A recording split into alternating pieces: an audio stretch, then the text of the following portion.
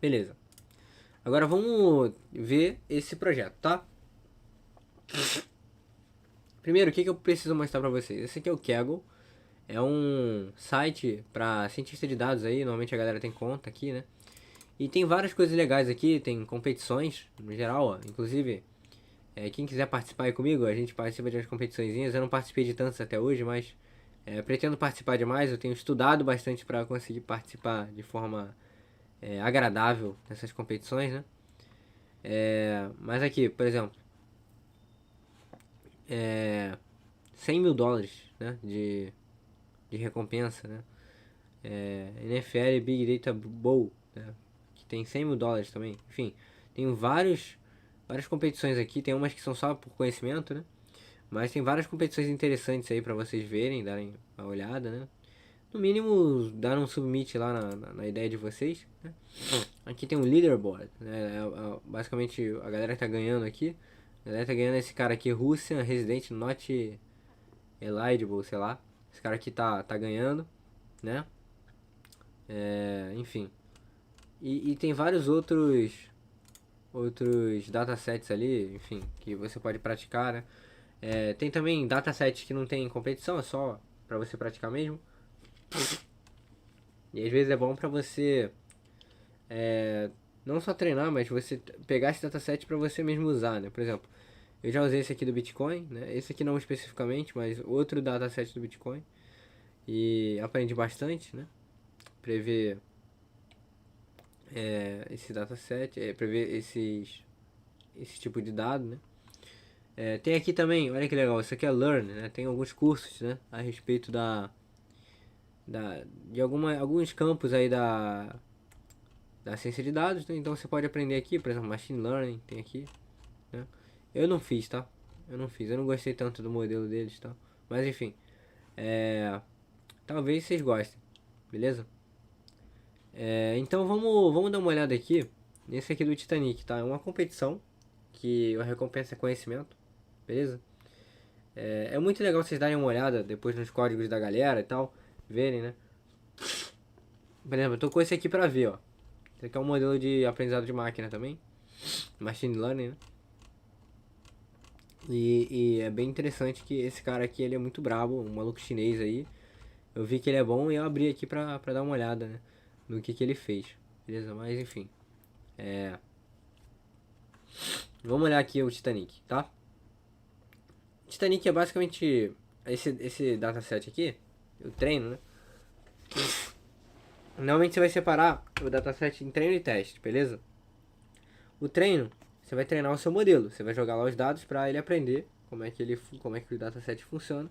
E no teste, você vai jogar lá, o seu modelo vai dar uma olhada, vai predizer, e ele vai jogar, você vai jogar esse dataset de teste, que não tem as respostas, aqui no site do Kaggle, onde ele vai dar uma olhada e ver se você acertou, se tu foi bem e tal.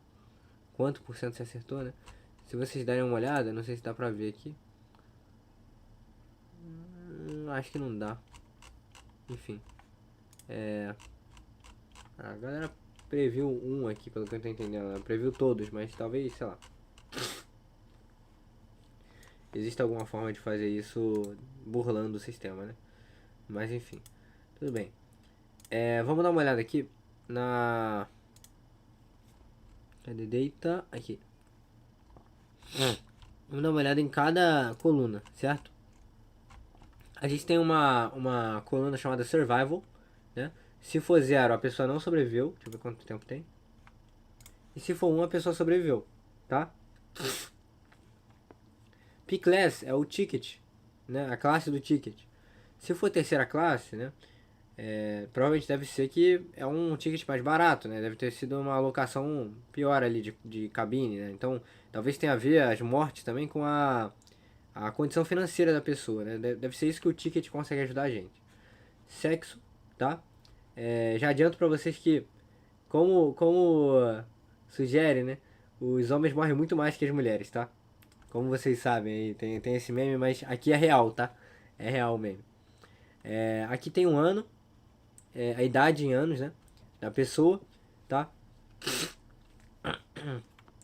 A idade em anos, você pensa o quê, né?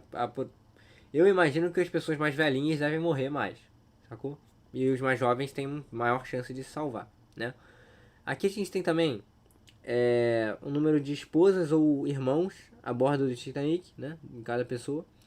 E o número de pais ou crianças a bordo do Titanic, né? Esse porte aqui. Esse aqui é o número do ticket, não deve ajudar a gente. Fare, se eu não me engano, é tarifa, tá? Talvez tenha a ver também com condição financeira, a mesma coisa do P-Class. Cabin number. Cara, cabin number, o número da cabine, parece que não tem nada a ver, mas se vocês pararem pra pensar onde é que o cara tá, né? Se ele estiver do lado da onde o Titanic bateu, ele se fudeu muito, né? Mas enfim, é, é algo pra vocês pensarem só, mas não necessariamente, né, acontece. E aqui tem a porta de embarcação, não deve servir pra nada, beleza?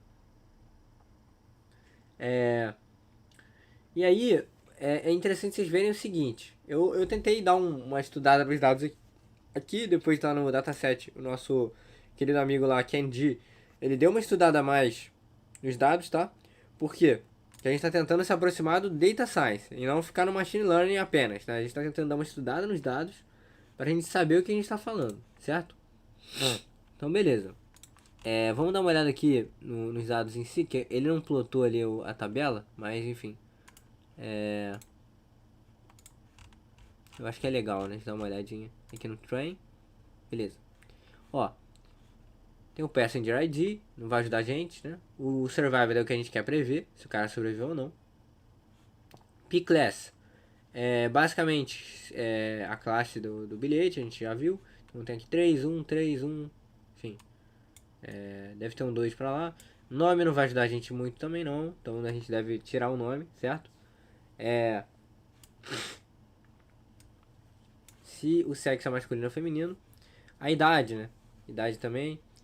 O número de esposas ou irmãos. O número de parentes, né? O número do ticket também não deve ajudar a gente muito. E a tarifa, né? Então, se a gente vier aqui, a gente vai conseguir dar uma olhada nisso. Beleza? Então, aqui tem todas as colunas, né? E a primeira coisa que ele deve fazer é...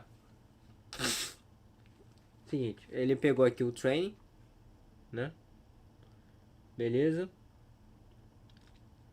E aí ele... Depois que ele chamou lá o training, vocês já viram esses comandos aqui, né?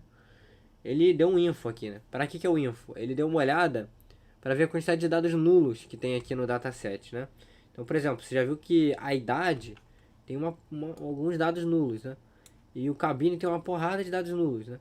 Então, tipo assim, a primeira coisa que você tem que ver é o seguinte: esses dados nulos, eles são da natureza do problema, ou esses dados nulos, eles são erros, né? A galera errou, tipo, não tinha informação, talvez, né? Então, a primeira coisa que você tem que ver é isso, tá? Como é que você vê isso? Por exemplo, eu já mexi com um dataset que era relacionado à bolsa de valores, né? E às vezes tem segundos que não tem negociação, entendeu? Então é normal ter um NAN, um dado nulo, porque não teve negociação naquele segundo, então não tem preço o ativo, né? Beleza. Só que pra idade não faz sentido nenhum, pô. Era pra todo mundo ter uma idade, tá? Provavelmente é que faltou informação ou que enfim, não conseguiram, ou então os dados se corromperam no tempo, sei lá. Enfim, tem algum motivo relacionado a erro para isso aqui, tá? A cabine talvez seja algo natural. A gente não sabe se isso aqui é a cabine que a pessoa estava ou se é a cabine que a pessoa estava na hora que o barco bateu, né? Também pode ser isso. Então, se é a cabine que a pessoa estava na hora que o barco bateu, pode ter pessoas que não estavam em nenhuma cabine, estavam no lounge lá tomando uma cerveja, né? E acabou que o barco bateu, o cara não estava em nenhuma cabine. Então pode ser que seja natural, tá? E aí o que a gente faz com esses dados nulos, né? Normalmente a galera preenche com a mediana, né? Enfim, a mediana, diferente da média, ela não é afetada por outliers, né? Que são dados fora ali do contexto, enfim, algo mais avançado, não vou entrar em detalhes, tá? Depois ele lançou um describe aqui para basicamente dar uma olhada se está tudo certo, né? Esse describe serve para isso. Então, por exemplo, uma coisa que você vai olhar, vamos dar uma olhada aqui. Pô, idade máxima, 80. Se tivesse 100 e porrada, você iria desconfiar que esse dataset estava meio zaralhado, né? Tava complicado. Então, tá tudo certo aqui, né? Outra coisa, a média de sobreviventes é 0,38, então tem mais morto do que vivo. Então a gente tem que ficar atento a isso. Tipo assim, se o nosso modelo ele chutar que todo mundo tá morto, ele já vai ter uma assertividade legal, sabe? Só porque ele viciou em chutar que todo mundo tá morto. Isso não é uma parada legal, né? Não é. Pô, isso aí eu faço na mão, não preciso de um modelo pra fazer isso, né? Mais uma coisa, olha isso aqui. O mínimo é 0,42, né? Isso aqui você acharia estranho, né? Que porra é essa? O cara tem 0,42 anos. Deve ser um bebê com alguns meses, né? Aí botaram isso aí. Mas, enfim, é um dado meio esquisito. Isso aqui basicamente você vai dando uma olhada aqui, se é alguma coisa errada e tal. Enfim, dando uma olhadinha, certo? Aí aqui ele deu um describe das colunas e tal. E para separar em dados numéricos e categóricos. Esses aqui são categóricos, são numéricos e esses aqui são categóricos. Você precisa disso porque alguns modelos eles tratam diferentes esses dois tipos de dados, tá?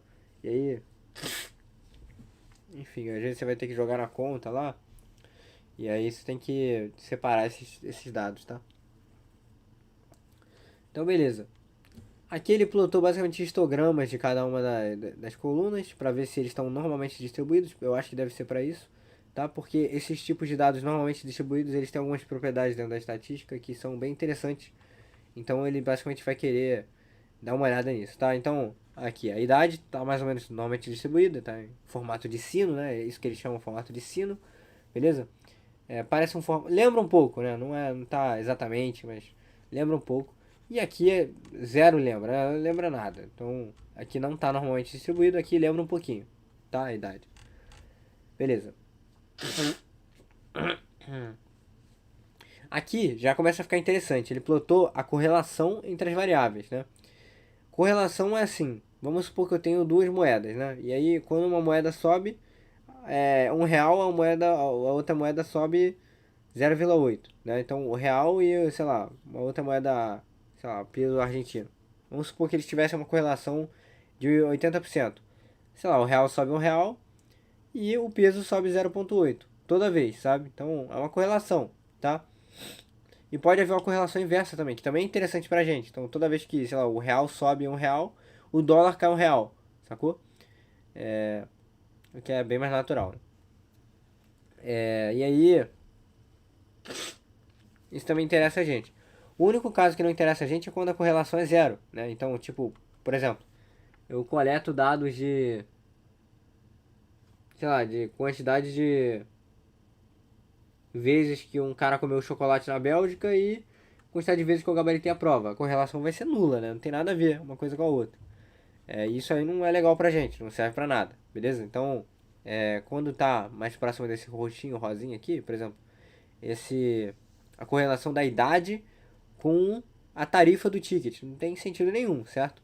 Talvez um pouquinho, né? Que, sei lá, a criança paga mais barato, sei lá. Mas não tem relação quase nenhuma aqui. Vocês veem que tá quase da cor do 00 aqui, né? Deixa eu ver se o vídeo tá muito longo. Tá bem longo. Deixa eu cortar aqui.